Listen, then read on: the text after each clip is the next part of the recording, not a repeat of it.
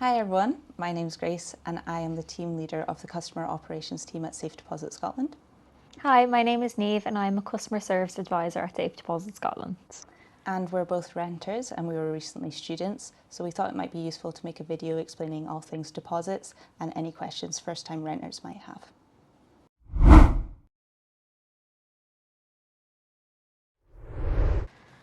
So first of all, I thought it might be useful to explain what is a deposit.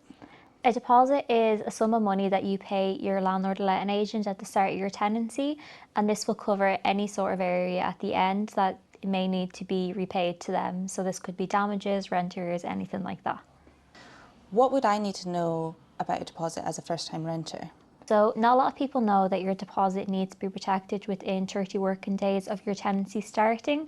This is different from the date that you pay it to your letting agent. So I would just double check that date, and also I double check your check-in report when you first move into the property, just because your check-in report can affect your deposit being returned at the end if there is an issue in the apartment or the house that is noted on the check-in report and you're saying that was there at the start. It does need to reflect on the check-in report.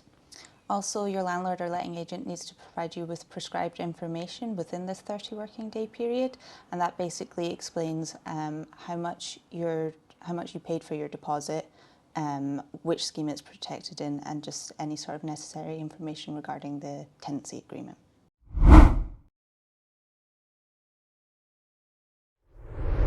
So how do I know if my deposit has been protected within one of these schemes?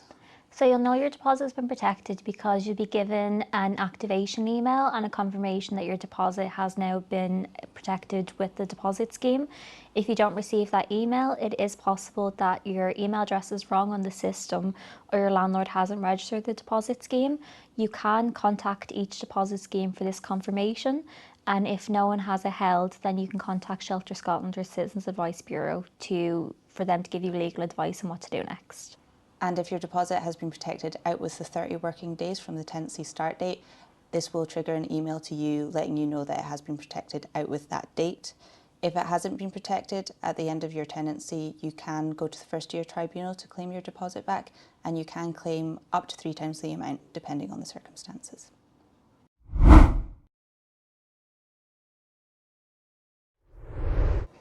So at the end of my tenancy, how do I get my deposit back? So when your tenancy ends, either yourself or your letting agent can request your deposit back. If your letting agent requests your deposit back, you'll be sent an email asking for you to log in to respond to this request. Something to note is that only the lead tenant can respond to the repayment request. So all tenants will be notified, but only the lead tenant can respond. So if you are unable to log into your account to submit this response, you can contact us by phone or by email, and we can respond to the request on your behalf or help you access your account to log in to respond. And if there's no formal lead tenant put in place, it's whoever logs into their account first to respond to the repayment request that then becomes the lead tenant. If you haven't received the email asking for you to respond to the repayment request, it's possible your landlord or letting agent hasn't done this yet. So that means that you can begin the process yourself. So you can just log into your account and submit the repayment request, and then your landlord or letting agent then has 30 working days to respond to this. This is the same for if they submit the request, you've got 30 working days to respond to theirs. And if you're a joint tenant and you're not able to submit the repayment request, all you really need to do is add your bank details. So you just log into your account and add them there. And that way, when the repayment request is agreed to, then you will receive your money within 5 working days.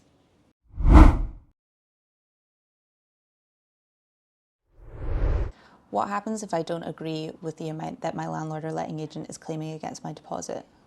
So if you disagree with your landlord or letting agent about the amount being returned to you, you can either disagree and handle the dispute using our scheme.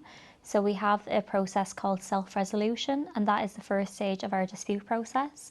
And that is where you and the landlord or letting agent have the option to negotiate the deposit return and see if you are able to come to an agreement during this stage. If not, there is a process called dispute resolution, and that is where you will then be able to add your evidence, and so will the landlord or letting agent. So the landlord or letting agent will have 10 working days to add their evidence on. You can then view this and then add your own evidence on. You also have 10 working days for this. It's then sent on to an independent adjudicator who can then issue their decision, and the deposit will be released according to that request. If you don't want to use the dispute scheme, you'd rather handle outside of ourselves, then you can go to the first tier tribunal.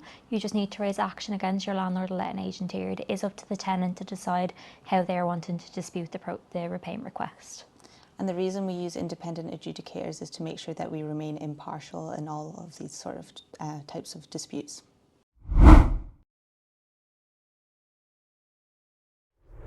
So what sort of thing does my deposit cover? So your deposit will cover different areas that are listed in your tenancy agreement. So there's one area in your tenancy agreement that will state your obligations as a tenant just to upkeep the property and make sure that it stays in the same condition as it is when you're moving out as it was when you moved in. The property has to stay in that same condition. The other areas it will include would be rent arrears, damage, cleaning. So the different areas for our dispute is gardening, cleaning, damage, rent arrears or other, and redecoration. So they're the areas that are the main dispute areas, and then there'll be other things as well that will be listed in your tenancy agreement specifically, especially if you have pets, that'll be listed in your tenancy agreement in regards to your deposit.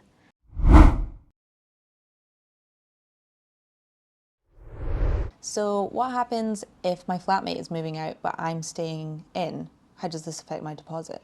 This won't tend to affect your deposit, especially because usually when there are multiple flatmates, you've each paid your own share of the deposit. So when one tenant moves out but the others remain, a tenant changeover will be submitted. So this is our process for removing one tenant from the account, or multiple if there's more than one moving out, while your name remains on the account. You won't need to confirm anything for this process. You'll be emailed updating you on it, but only the outgoing tenant and the landlord or letting agent need to be the one to respond and organise it.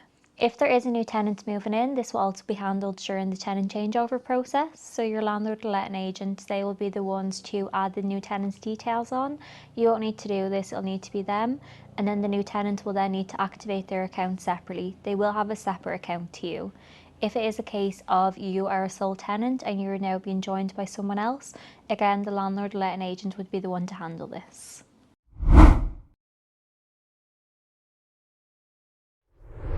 So what happens if I paid more than the other tenant, or I paid the full amount of the deposit?